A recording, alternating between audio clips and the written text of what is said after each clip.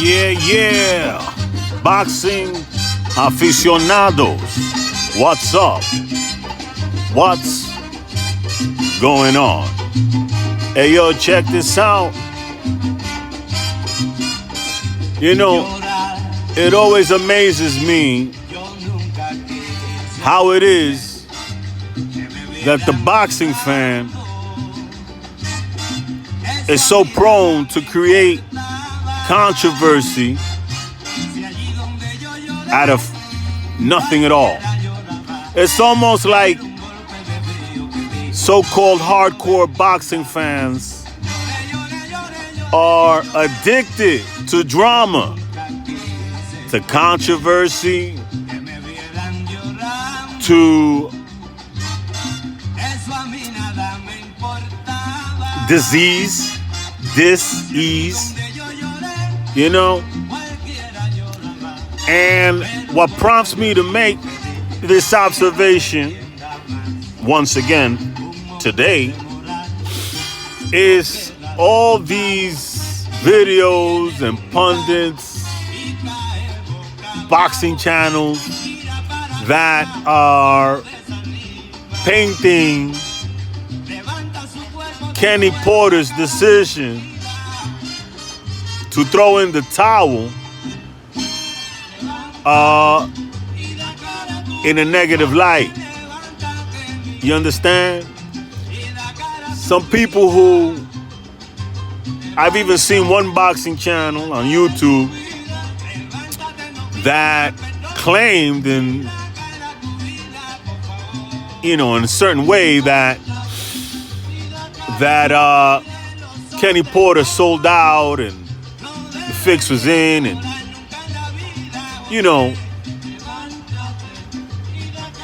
and it just amazes me, man. I don't understand how it is that such a thought could ever fit into the mind of a Homo sapien, meaning a thinking man, right? Because Shawn Porter has a future outside of the ring, right? Shawn Porter is not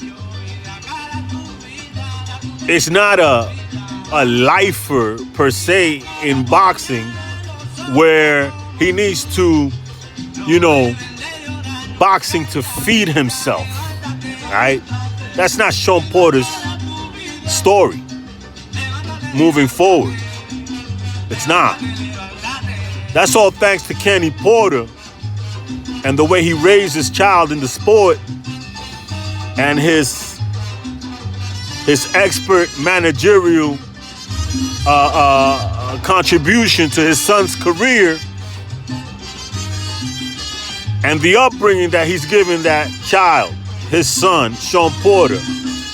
Not only is he an elite athlete, right? Because he's able to he would have been able to excel in more than one sport.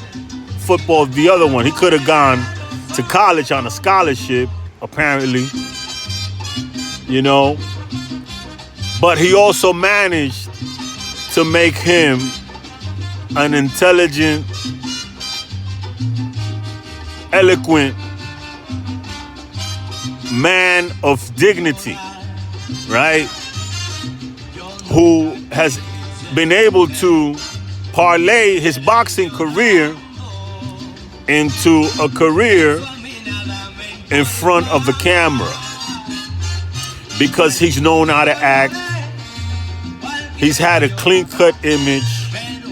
There are no skeletons we know about in his closet that would dissuade a television network from working with him. He always says the right things, and he has the ability to depict what's the action that's being taking place in front of him adequately and eloquently to the boxing fan, right? So he doesn't need to be hanging around in boxing, taking low-level fights, and become a punching bag like a Yuriorkis Gamboa, right?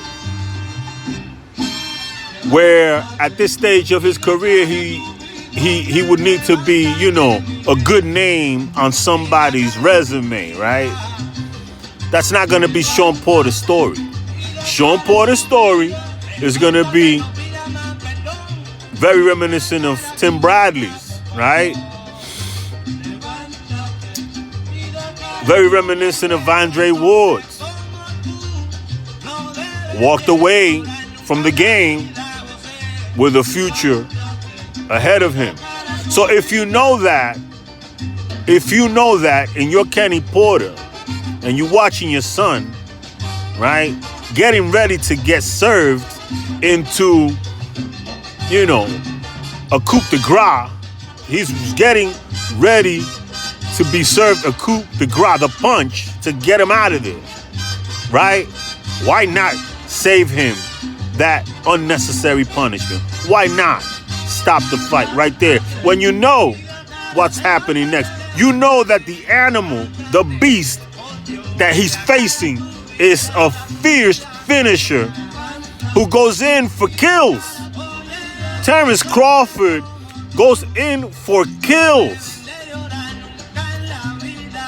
He likes to inflict punishment. Why would you not save your son from that oncoming, unnecessary beatdown, from that unnecessary punishment? What would be the point? And it amazes me because it's the same boxing fans, right? It's the same boxing fans who then start crying when the Patrick Days and the Maxime Dadashevs of the world die in the ring. You never know which punch it was that took them out. Which punch was the one punch too many that they took, right? Because at some point, they were okay in that ring, and then they took one punch too many. You never know when that punch is. So why not save your son, your flesh and blood, from having to suffer that risk? You understand? Kenny Porter could have let that fight go on just a little bit longer. And you never know if the next punch that Terrence Crawford would have delivered upon Shawn Porter would have changed Shawn Porter's life and prevented his children from having a father that could play with them, that could take them out to the park, that could teach them to maybe box themselves, that could raise them. One more punch. You never know what punch that is. You understand? So when you sit there and you pass judgment on a father, right, for having the wherewithal to save his son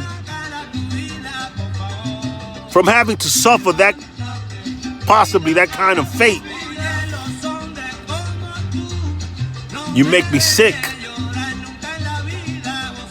It sickens me because of the hypocrisy that same person is going to display when the next fighter dies in the ring. When the next fighter becomes a vegetable. You got to be consistent with your criticisms and your outlooks. Make it make sense. Make it make sense. Make one opinion make sense with the rest of your opinions.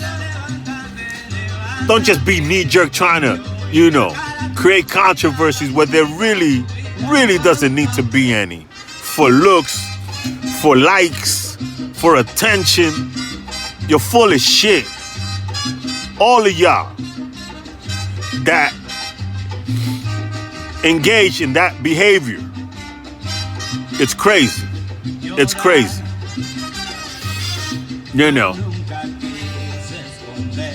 It's unbelievable, man. The boxing fan leaves a lot to be desired in terms of awareness and intelligence and consistency. The hardcore boxing fan. Me, I consider myself a casual boxing fan. I'm a casual boxing fan in the sense that not every fight is going to interest me. They're not. I'm not going to buy every pay-per-view. I'm not going to tune into every fight. I'm not going to watch Benavidez against Davis. I'm not going to buy Canelo against Plant. I'm not going to procure Tank versus some who the fuck. I'm not. I'm going to wait till there's something worth buying, something worth tuning into in order for me to engage upon watching it. That's my definition of a casual boxing fan. It's not somebody who doesn't know the sport or is not aware of the ins and outs of the sport. And it's not that. Casual boxing fan is that fan that really, really is more discerning than a lot of hardcore boxing fans out here. So it is what it is, and it ain't what it ain't. This is Next Level Boxing Talk. Motherfuckers, I'm out.